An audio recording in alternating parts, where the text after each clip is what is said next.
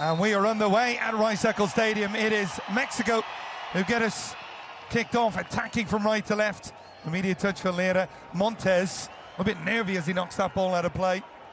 That middle of midfield, two players, Lera and Charlie Rodriguez, who know each other very well. Very well, yes. Also want someone else stepping up. No, but we were analyzing we were analyzing that situation, and this is a good example. You know, I think they're alternating. Ball in behind it, Embolo. Rangel comes out, doesn't do well enough, and Embolo passes it into the empty net. Simple finish in the end for Breel Embolo, but disaster defensively for Mexico right down the middle. And we were just talking about that.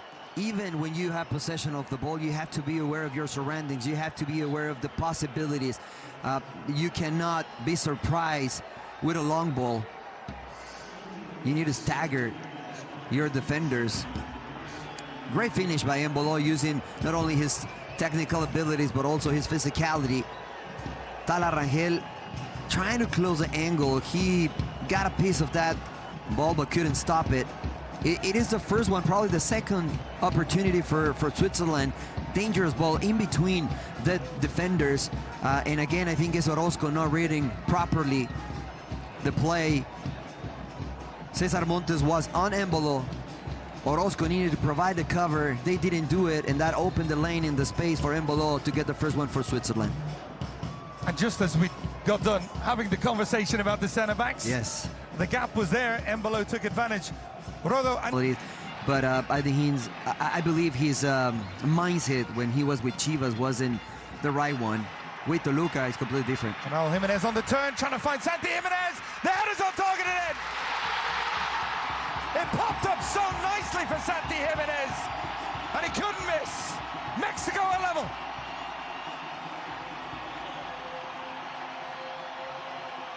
Having two number 9s inside of the box most of the time pays off. Raúl Jiménez, probably not the... Javier Aguirre is not impressed at all. At all. You can see his face. It's like, okay, it wasn't pretty, but still counts. And it is good that one of your number 9s that didn't have probably a great season with AC Milan in terms of result for the team can find the back of the net. It's just the willingness to go in hard and try to fight for that ball from Raúl Jiménez. That creates that opportunity, an easy header for Santi Jimenez inside of the box. It doesn't really matter how you score the goal. It is in the back of the net, and it's 1-1 Mexico and Switzerland. I mentioned that Raúl Jiménez got all the goals in Nations League. He was sensational. That man needed a goal. Yes. Yes, I agree. Santi Jimenez has delivered. Sierra lining up. It will be Reader right into the wall. Perhaps a right footer would have been better. Second effort, and the flag stays down for now. The chance that it's in. Once again, Mexico just caught napping defensively. Amdouni with the finish just after coming on. Clinical from the striker, but question marks again defensively. You describe it perfectly. They're napping. It's not only just one execution. You have to keep your eyes open. You have to be on your toes to execute. It's not the case for the Mexican side. And again, it's Lara. But this is an offside position, a clear offside position where the ball is being hit initially. Right here. It is Yashari taking the first shot. And Amundi with the great finish inside of the right foot, away from Tala Rangel. But I think this is an offside position. I don't know. Was he behind the ball from Zesiga? Look. There, that's, yeah. It's offside. That's clearly offside. It's clearly offside.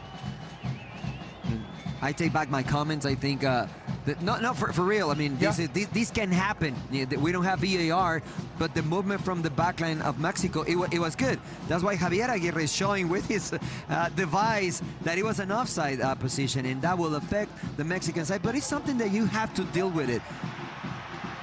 Coming the other way, trying to respond again.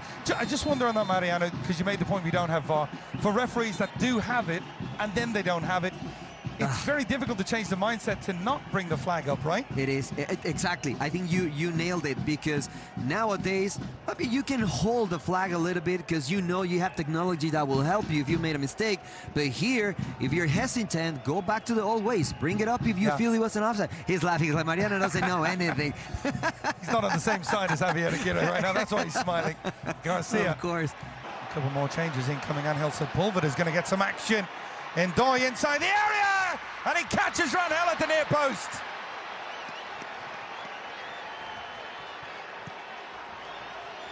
Wow, too easy. I think this is Tara Rangel responsibility. It's a near post, and as a goalkeeper, you have to move, slide over. If you're going to give some space, it has to be the far post, making it difficult for the striker. Cesar Huerta, I don't think Cesar Huerta needs to slide over the left. There was no offensive player from Switzerland. And yes, probably the book says that if the ball is on that side, you have to cover that ground. But as an experienced player, Keith, if there's nobody there, you don't have to do it, knowing that you have Ndoye on the left-hand side. He slides over a little bit, open the space and the door for that pass, and Ndoye takes advantage of it, scoring the third one for Switzerland. Huge question marks over the second, none over the third. Opponent. Oh, and there's an effort at the far end, and we have a goal back for Mexico. Angel Sepulveda, we were just talking about him. He caught us napping as well. Mexico cut the deficit in half. Well, you want your team to be able to respond, to be able to bounce back from mistakes. And I think this Mexican side is showing that today. The 3 goals, or maybe 2 of the 3 goals, have been coming from mistakes, the ones that Mexico conceded. Great ball from Alexis Vega. Great run behind the defender from Sepulveda. Also good finish. I think the goalkeeper could have done a little bit better, but Sepulveda, he already has the goal in his head. Near post, inside of the left foot. Great finish by Cruz Azul striker. Mexico with the second one. Well, that was it with Venom. Cobel, just like at the other end, we say goalkeeper near post. And that's a man who's played in the Champions League final. He's just beaten. And I love the reaction afterwards, pointing, let's go again. We have the Warner break, and it's game on for the final 15. Responses from Mexico when they have conceded. They've had good spells after it, although they've given away opportunities as well, and they've given away another one. A deflection in, and again, Mexico just masters of their own downfall. Cheap giveaway, and Reader, albeit with the help of a deflection, takes full advantage. That'll just about do it. Well, I mean, you were describing what the game was for Mexico. Good bounce back, good response when they were conceding goals, but the mistakes in the back line, in the safe zone, if I can say, have been obvious today against Switzerland. And when you're facing a team with quality, they're lucky here with the deflection. They were lucky in maybe 1 or 2 goals, but still, they're being efficient.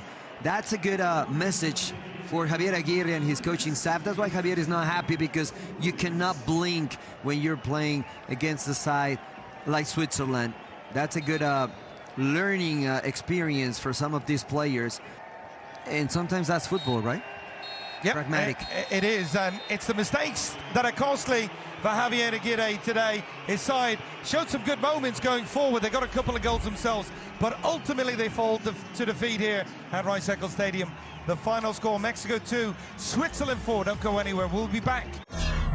Para ver más, suscríbete al canal de Fox Deportes en YouTube.